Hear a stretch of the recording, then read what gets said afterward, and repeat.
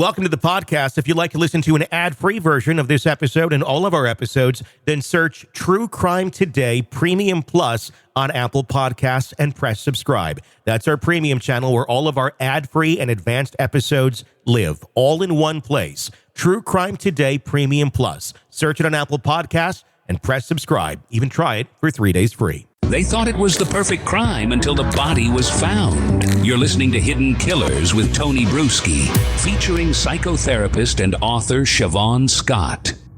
I'm going to talk about the allegations here, and by the time we're recording this, the A-lister name has not yet been revealed by anyone. There's a lot of speculation online on who it may be.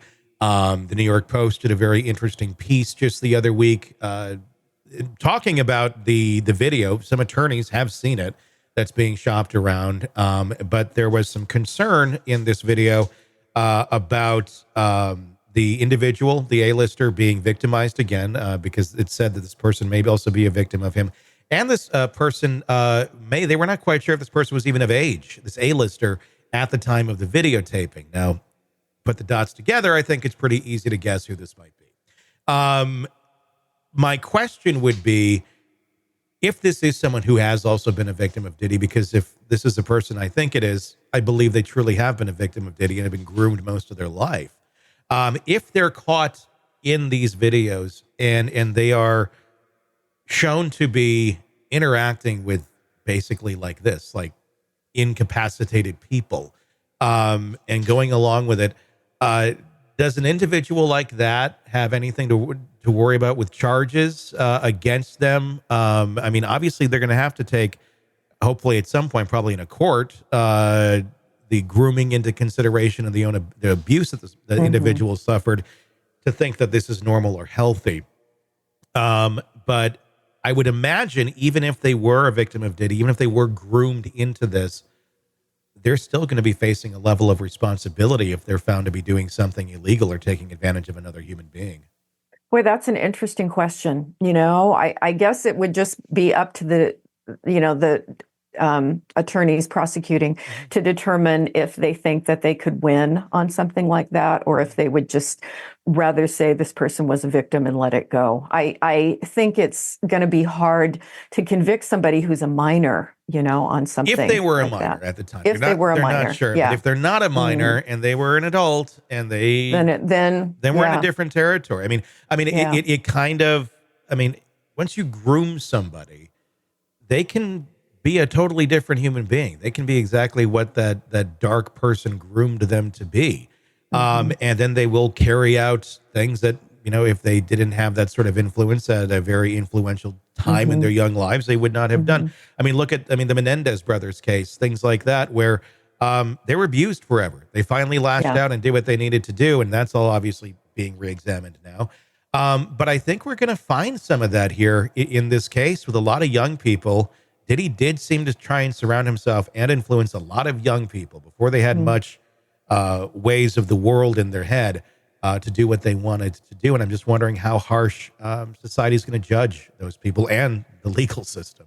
Yeah. And certainly victims become perpetrators all the time.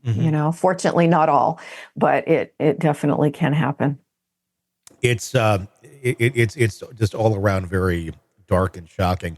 Let's talk about another aspect of this case, and I'm curious to look at this from a psychological standpoint. Diddy's mom, Janice Combs, she has released a statement, interestingly enough, not through her own attorneys or independently, but through Diddy's attorneys and directly through that law office, basically saying this is a public lynching and these accusations aren't true and he deserves to stay in court. Does address the Cassie beating, but also kind of says we all are, I'm paraphrasing here, like we all have bad days, very downplaying it. And then just kind of moves on to saying, well, because this one is out there, not all these other ones mean that they're true, despite the hundreds of accusations. What the hell do you think this woman is going through right now? I guess a lot of it depends how much she was aware of. But if we're assuming she didn't know and she was very insulated from the reality of what her son was doing behind the curtains, how is someone contemplating this and moving? Yeah, it just strikes me. We talk about denial. We've talked so much about how people can just see what's right in front of them yet not see it. Talk about denial. And it seems like her story in life has been what a great son she has and what talent he has. Mm-hmm. That he's displaying, it came from somewhere. It came from someone telling him when he was growing up that he could do no wrong and that he was wonderful and he was better than other people. And that's, my guess, going to be the story that she tells forever, no matter what evidence comes out to say otherwise. I don't think she's in reality at all. And that doesn't mean she's psychotic. She's not delusional, but she lives with her own version of the truth. And it's very different from what objective truth is. Well, I mean, just think of that for a second. I mean, if you're going all the way back to the early 90s. She sees her young, 20-some-year-old son coming up in the music industry, making a massive name for himself, becoming one of the most powerful music executives in history, one of the most wealthiest, one of the most powerful, in public, seen as, being very liked by all sorts of celebrities, philanthropists, all this. And then suddenly, boom, turns out that was the facade. And there's something much darker happening on the other side. I don't know that anyone's mind can wrap around that. If that's your child, especially, and you've had this vision of them and you've only seen this version of them for so long, to be able to take a look at that objectively and say, oh, maybe there is some dark stuff going on. I don't know. He was always a jerk. I never followed the guy, but looking back, decades into interviews with him, the ego, the narcissism, the boasting. I mean, the guy was a jerk. And I would be the first one as a mom. I've got 2 sons. If they were being a jerk and being narcissistic and boastful, I'd be the first one to knock them upside the head and say, knock it off with that nonsense.